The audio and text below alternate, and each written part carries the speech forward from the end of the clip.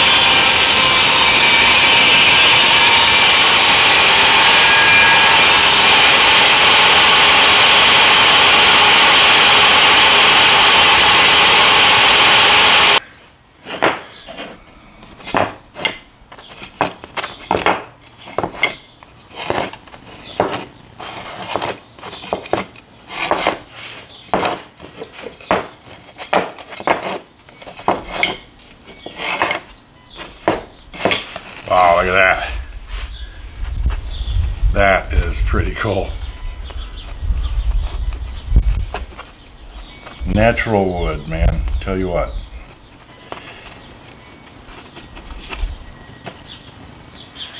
That is beautiful. Huh. All right. Let's get some of this rough stuff off, and then we'll glue it up and just let it sit for a little bit.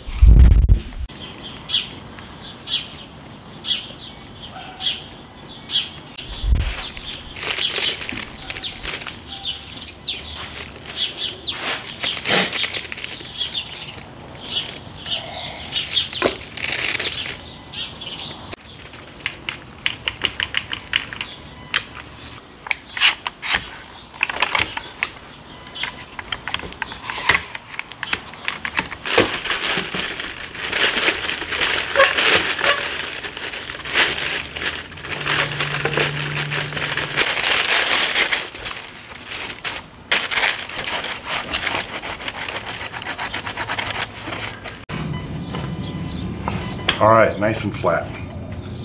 It turned out really nice again through the drum sander. I got a few emails asking me to better explain what the purpose of these two pieces of wood are. So I guess to start out with, it doesn't matter that they're walnut. You can use any type of wood. You can use pine. It doesn't matter at all as long as they're flat. So the purpose of them is to help run it through the drum sander, maintain a flatness for the entire board as it's going through, and then as it's sanding it, it'll surface this so that this here surface now is coplanar to the bottom of these two runners, which are flat. You can see that they're flat to the table, and that's how I glued them on. So that's all I did, was I glued these on. I didn't even clamp them, just glued them on. Let it sit over 24 hours. You do want them at least secured to it as much as possible, because I don't know if you can see, but there are some gaps, because when I had to align it, it didn't turn out perfect.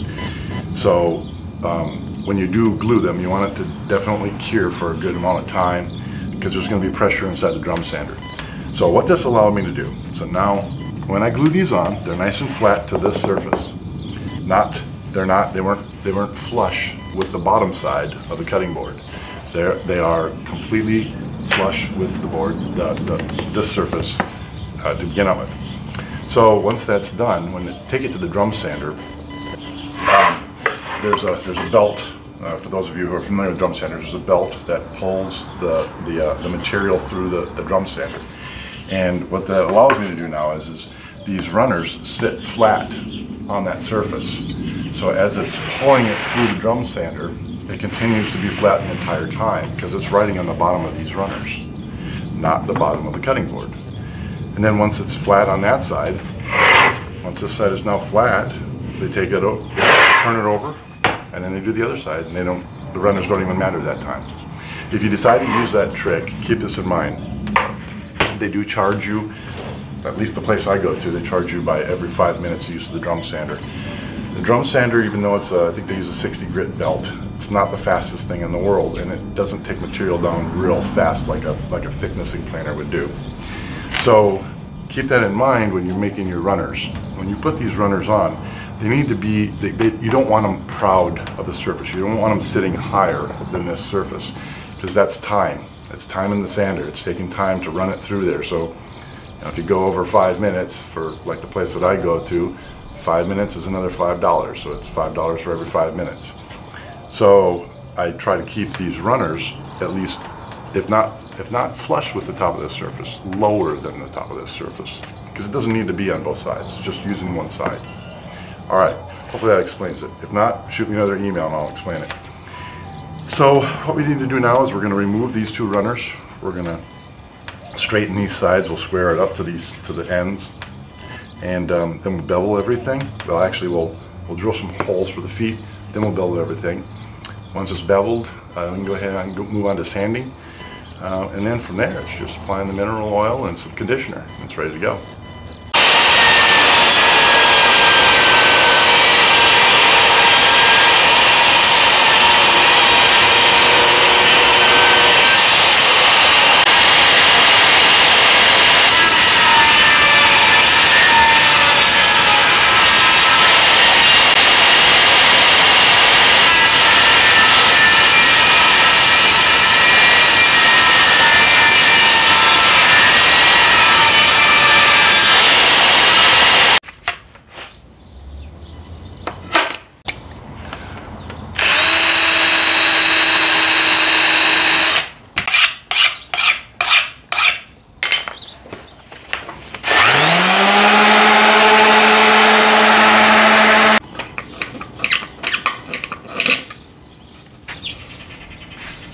Another beautiful one.